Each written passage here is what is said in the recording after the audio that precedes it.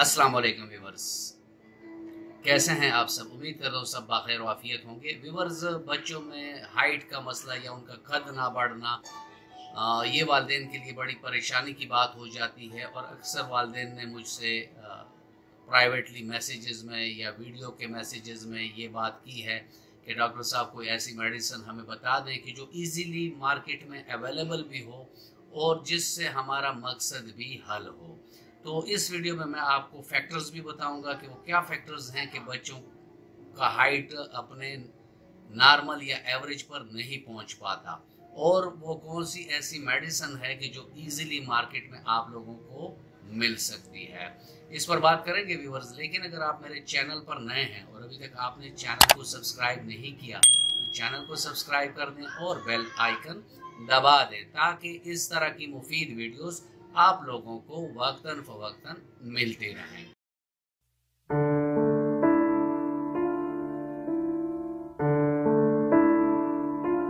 Viewers, बच्चों में height के ना बढ़ने के जो फैक्टर्स हैं उसमें सबसे टॉप ऑफ द मोस्ट ये है कि उसको हम मोरासी या जेनेटिक काज कहते हैं कि अगर वालिदैन में से किसी एक का या दोनों का हाइट कम है तो बच्चों में भी डेफिनेटली वही जेनेटिक मेकअप आता है और उन बच्चों में हाइट की कमी देखने को मिलती है। इसके अलावा दूसरा फैक्टर जो है वो माल न्यूट्रिशन का है कि बच्चे को सही तरीके से प्रोटीन नहीं मिल रहा, सही तरह से कैल्शियम नहीं मिल रहे हैं, न्यूट्रिएंट्स नहीं मिल रहे हैं, जो ग्रोथ फैक्टर्स होते हैं वो उसको सही तरीके से खुराक में नहीं मिल रहे होते हैं, तो जिसकी वजह से उनका हाइट कम रह जाता है। इसके बाद जो तीसरा फैक्टर आता है वो आता है किसी क्रॉनिक डिजीज का। क्रॉनिक डिजीज में आप ये समझ लें कि अगर किसी को टीबी हुई है, ठीक है, तो टीबी से भी या और ऐसी कोई क्रॉनिक बीमारी है, लिवर की है या बड़ी आंत का है या कोई और ऐसी बीमारी है कि बच्चे को कई साल से उस बीमारी ने घेर रखा होता है, जिसकी वजह से उसके मेटाबॉलिक फंक्शन बुरी तरह मुतासर होते हैं। इसके अलावा बच्चे के घरेलू माहौल भी इसमें काफ़ी अमल दखल रखता है कि अगर घर में स्ट्रेसफुल माहौल हो वालिदैन की या बहन भाइयों में या घर के जॉइंट फैमिली में कोई मसले मसाइल हों जो बच्चे के नफ्सियात पर बहुत बुरे असरात मुरतब करते हैं और जिसकी वजह से उसकी जो नॉर्मल मेटाबॉलिक फंक्शन है वो बुरी तरह मुतासर हो जाती है इस टेंशन, एंजाइटी, डिप्रेशन की वजह से। तो व्यूअर्स, ये थोड़े से फैक्टर थे जो कॉमनली देखने को मिलते हैं।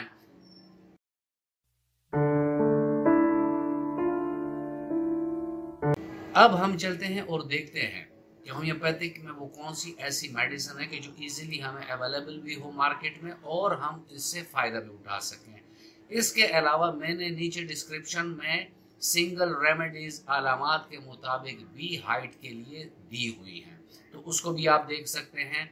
लेकिन जो लोग ये चाहते हैं कि मार्केट पे जाएं और बस एक चीज़ उठाकर हम ले आएँ और अपने बच्चों को यूज़ कराएं और उसका रिजल्ट भी आए, तो हमने क्लिनिकली एक कंपनी है ब्रुक्स कराची की, उसकी एक प्रोडक्ट है आइडियल ग्रोथ।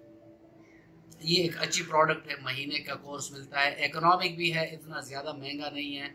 और इसमें ये भी है कि कोई आम बंदा भी जो मेडिकल बैकग्राउंड नहीं रखता, उसके डब्बे के पीछे उसके साइडों में ये लिखा हुआ है कि इसकी अद्वियात कैसे लेनी है, क्योंकि 3 टाइप की उसमें अद्वियात हैं, 1, 2 और 3, और उसका तरीका इस्तेमाल भी उसमें लिखा गया है। तो अगर ये आप इस्तेमाल करेंगे 2 महीने, तो उसके बाद आप हाइट देखें तो उसमें डेफिनेटली फ़र्क आएगा। और उस वक्त तक इस्तेमाल करें जब तक आप उससे डिज़ायरेबल, यानी जो आप चाहते हैं कि मुझे इतना रिज़ल्ट मिले, तो आप इसको इस्तेमाल कर सकते हैं। कोई इसमें साइड इफ़ेक्ट्स या एडवर्स इफेक्ट या मुज़र असरात इस टाइप की बातें इसमें नहीं है। व्यूअर्स, ये था आज का टॉपिक और मैं उम्मीद करता हूँ कि आपको अच्छा लगा होगा। अगर आपको अच्छा लगा है तो वीडियो को लाइक कर दें और फ्रेंड एंड फैमिली मेम्बर्स के साथ इसको शेयर कर दें। मिलते हैं किसी ऐसी ही अच्छी वीडियो में, तब तक के लिए इजाज़त, अल्लाह हाफिज़।